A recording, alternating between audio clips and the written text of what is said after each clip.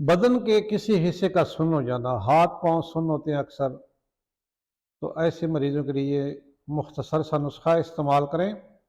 इंशाल्लाह आपको बेहतरीन नताइज मिलेंगे इसको इस्तेमाल में लाएं।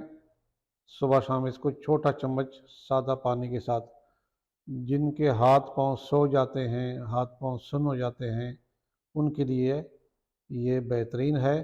नुस्खा नोट फरमाएं। मेथी दाना, सुंड और तीसरी चीज़ है अलसी।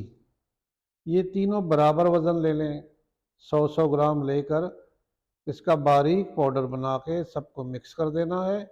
किसी जार में डाल दें।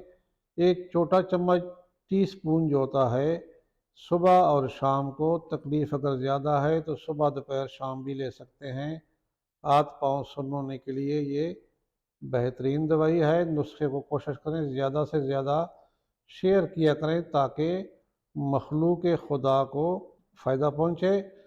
अगली वीडियो तक इजाज़त चाहता हूँ। अल्लाह हाफिज़।